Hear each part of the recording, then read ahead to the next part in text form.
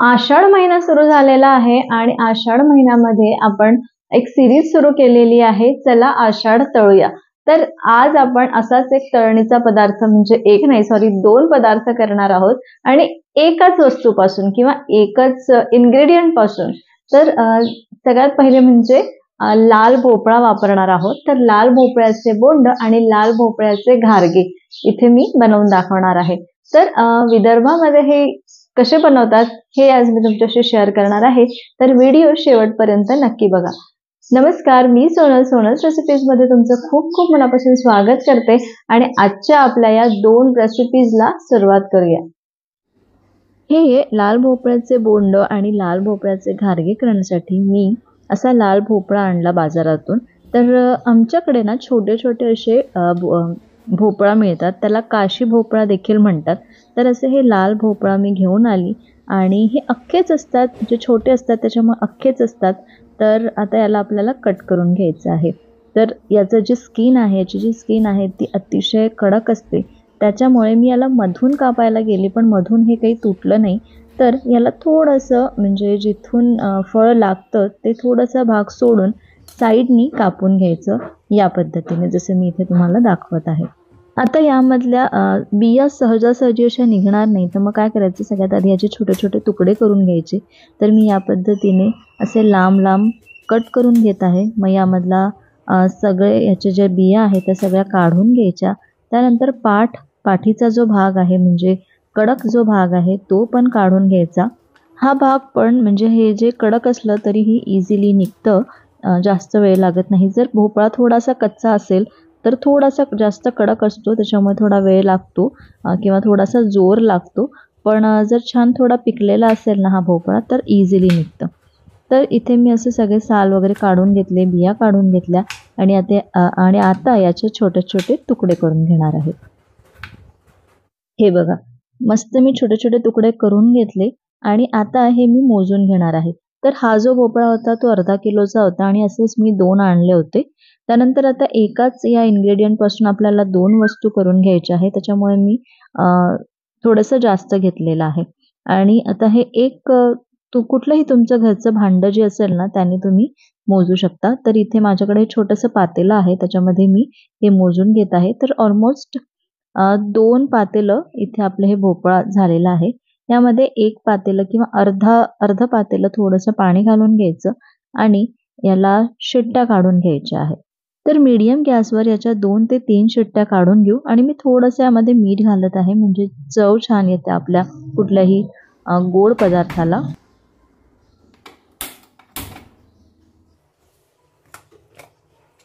कुकरचं pressure पण गेलेलं आहे, कुकर थंड झाला आणि त्यानंतर मी कुकरचं झाकण काढून बघितलं. हे बघा, तुम्ही बघू शकता किती सॉफ्ट झालेला आहे, छान शिजलाय आपला भोपळा.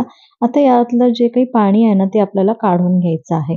हे बघा, या पद्धतीने सगळं पाणी काढून घ्यायचं आणि यामधला जो आता शिजलेला भोपळा आहे तो मॅश करून घ्यायचा आहे. तर आपल्याकडे पोटॅटो मॅशर असतं, त्याने सगळं मॅश करून घेऊ. हे बघा, आपला भोपळा पण छान मॅश करून झाला आहे. आता यामध्ये आपल्याला गूळ घालायचंय. तर मी या भांड्याने हे सगळा भोपळा मोजून घेतला होता. तर 2 कप आपला भोपळा होता किंवा म्हणजे 2 हे भांडं.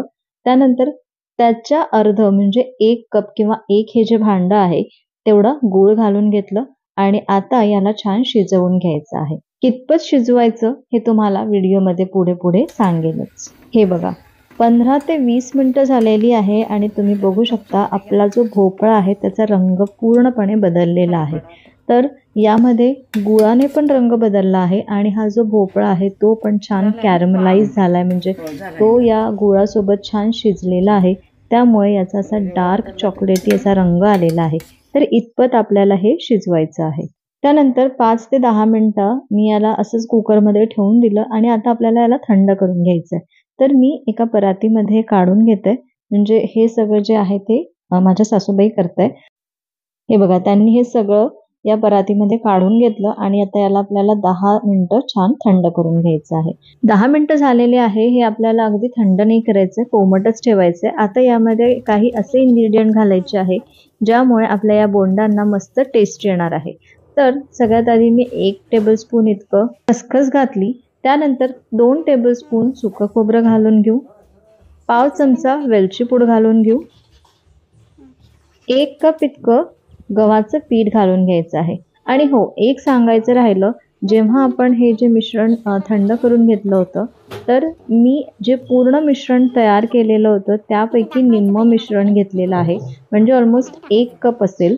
तर 1 कपाला या कपाने मोजलं, ज्या कपाने आपण पीठ मोजलं ना त्याच कपाने मी हे शिजवलेल्या भोपळ्याचं मिश्रण मोजून घेतलं होतं. म्हणजे अंदाजे घेतलं, पण तेवढंच 1 कप होतं ते. आणि आता यामध्ये आपण 1 कप गव्हाचं पीठ घालून हे छान मिक्स करून घेतलेलं आहे. आता यामध्ये थोडंसं आपल्याला मीठ घालायचं. मी शिजवताना पण थोडंसं मीठ घातलं होतं, तरी पण यामध्ये आपल्याला पाव चमचा मीठ घालून घ्यायचं आहे. आणि थोडंसं म्हणजे 1 टेबलस्पून इतकं तांदळाची पिठी घालून घ्यायची आहे. परत हे छान मिक्स करून घेऊ. आणि यामध्ये जे आपण तांदळाचं पीठ घातलं त्यामुळे आपले हे जे बोंड आहे ते छान क्रिस्पी आणि मस्त कुरकुरीत होतात. हे छान मी मिक्स करून घेतलं आणि एकीकडे तेल तापायला ठेवलेलं आहे. तेल पण छान गरम झालं आणि आता या पद्धतीने आपल्याला इथे बोंडे तयार करून घ्यायचे आहे किंवा बोंड तयार करून घ्यायचे आहे. तर इथे मी असे गोल टाकत आहे. म्हणजे आपले भजे जे असतात ना त्या प्रकारे गोल भजी असतात त्याप्रमाणे. पण तुम्हाला जर वाटत असेल, कारण मी नंतर थोडेसेच चपटे जसे आपले वडे वगैरे असतात त्या पद्धतीने पण केलेले आहेत. तुम्हाला जसा आकार वाटतो त्या पद्धतीने तुम्ही करू शकता. दोन्ही आकाराच्या सेमच लागतील, म्हणजे टेस्टला काहीच फरक पडणार नाही. सगळीकडून आता आपण हे छान तळून घेऊ. तळताना गॅस मिडियम ठेवायचा आहे आणि मिडियम गॅसवरती आपल्याला हे बोंड तळून घ्यायचे आहे. असा गोल्डन ब्राऊन रंग येतपर्यंत तळून घ्यायचा आहे. आणि याच्यामध्ये जो पाक असतो, साखर असते, पीठ असतं, त्याच्यामुळे काय होतं, जेव्हा आपण हे थोडंसं लाईट रंग जरी काढला तरी थोड्या वेळात त्याच्यामध्ये कुकिंग प्रोसेस चालू असते आणि याचा रंग थोडासा डार्क होतो. तर माझ्याकडून पण थोडासा रंग डार्क झालेला आहे. जर तुम्हाला थोडासा लाईट ब्राऊन काढायचा असेल तरीही पण तुम्ही काढू शकता. पण गॅस हा कमीच ठेवायचा, म्हणजे लो टू मिडियम गॅसवरती तळायचे. जर हाय गॅसवरती तुम्ही तळाल तर रंग तर येईल, पण मग आतून कच्चं राहतील. तर ही काळजी नक्की घ्या. हे बघा, आपल्या या मस्त भोपळ्याच्या बोंडांना छान रंग पण आलेला आहे. आता मी काढून घेते. अगदी गुलाबजाम सारखे दिसत आहे, पण गुलाबजाम आणि याची टेस्ट अतिशय वेगळी आहे. आणि हे बघा, या पद्धतीने मी हातावरती असे पसरवून पण घालत आहे. तर तुम्ही या पद्धतीने पण करून घेऊ शकता. इथे माझे सगळे बोंड तयार करून झाले, तळून झाले. आणि हे बघा किती सुंदर दिसतंय. खायला इतके अप्रतिम लागतात, इतके चविष्ट लागतात. आणि हे जे बोंड आहे ना, तुम्ही 2 ते 3 दिवस आरामात खाऊ शकता. असं नाही की आज केले गरमागरम आजच खायचे. उलट हे जेव्हा शिळे होतात, म्हणजे दुसऱ्या दिवशी किंवा थंड झालेले ना, खूप छान लागतात. तर या माझ्या पद्धतीने किंवा विदर्भ स्टाईल पद्धतीने लाल भोपळ्याचे बोंड नक्की करून बघा. आता आपण या लाल भोपळ्याचा दुसरा पदार्थ तयार करून घेऊ, ते म्हणजे घारगे. आता आपण जे सारण ठेवलं होतं ते गार झालेलं आहे, त्याच्यामुळे मी काय केलं, याला थोडं कोमट करून घेतलं आणि मग नंतर पाणी टाकून परातीमध्ये काढून घेतलेलं आहे. तर इथे हे पण 1 कप इतकं आहे. आता आपल्याला याचे घारगे करायचे, म्हणजेच पुऱ्या करायच्या आहेत. तर पुऱ्या करण्यासाठी जे आपलं पीठ आहे ते थोडंसं घट्ट असायला पाहिजे. म्हणजे ऍटलिस्ट आपण जे चपाती किंवा पोळ्या करतो तसं आपलं पीठ व्हायला पाहिजे, तरच भरलं ते पूर्ण करता येणार. तर मी इथे 2 कप इतकं पीठ यामध्ये घातलेलं आहे. आधी 1.5 कप घातलं आणि जसं जसं बसेल तसं तसं मग मी ऍड करत गेले. त्यानंतर यामध्ये थोडंसं मीठ घालून घेऊ चवीपुरता, थोडीशी खसखस आणि थोडेसे तीळ घालून घेतलेले आहे. आता हे छान मिक्स करून घ्यायचं आहे आणि आपला कणकीचा गोळा जसा असतो त्या पद्धतीने मळून घ्यायचा आहे. आणि हो, यामध्ये 1 टेबलस्पून इतकं तांदळाची पिठी घातली आहे आणि पाव चमचा वेलची पूड पण घालून घेतली. आता हे छान मिक्स करून घेऊ.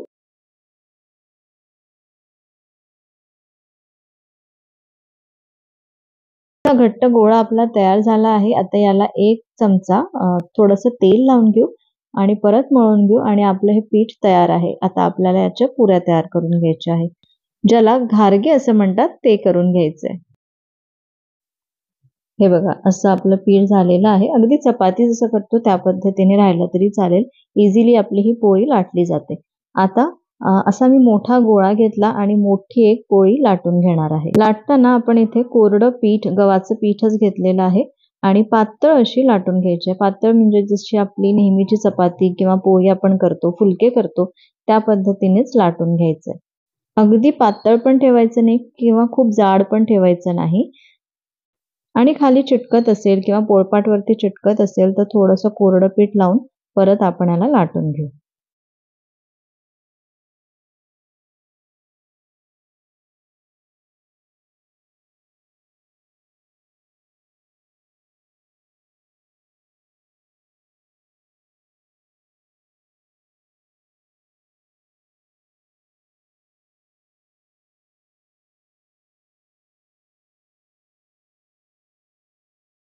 हे बघा, या पद्धतीने सारख्या आपल्या पुऱ्या तयार झालेल्या आहे. एकीकडे मी तेल पण तापत ठेवलं आणि असं एक गोळा टाकून बघितला, तो लगेच वर आला म्हणजे तेल छान तापलेलं आहे. मीडियम हॉट आपल्याला तेल असायला पाहिजे आणि आता याच्यामध्ये आपण सगळ्या पुऱ्या किंवा हे घारगे तळून घेऊ.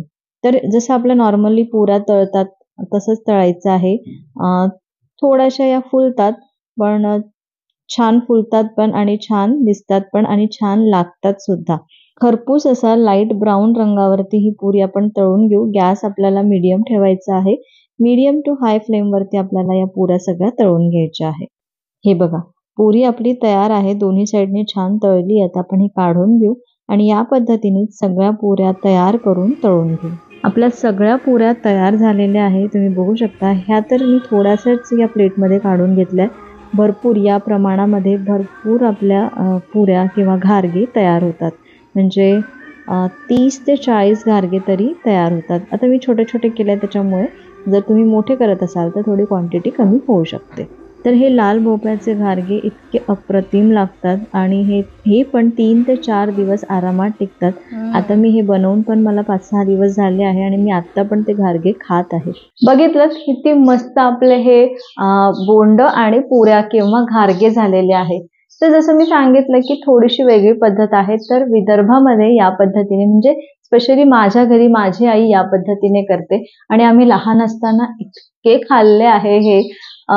जेव्हा ही मम्मी करायची तर ती भरपूर करायची आणि हे जे बोंड आहे किंवा ह्या ज्या घारगे किंवा पुऱ्या आहे या 3 ते 4 दिवस आरामात तुम्ही बाहेर ठेवू शकता.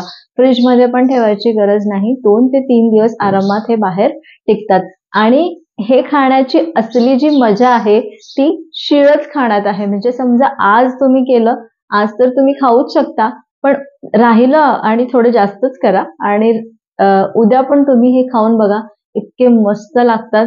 तर या पद्धतीने तुम्ही नक्की करून बघा हे भोपळ्याचे बोंड आणि भोपळ्याचे घारगे. तर या पद्धतीने नक्की करून बघा आणि मला कमेंट करून नक्की सांगा. हा व्हिडिओ आवडला असेल तर एक लाईक करा, जास्तीत जास्त शेअर करा आणि अजूनपर्यंत चॅनलला सबस्क्राईब केलं नसेल तर प्लीज प्लीज प्लीज सबस्क्राईब करा. पुन्हा भेटू अशाच एका मस्त रेसिपी सोबत. तोपर्यंत धन्यवाद.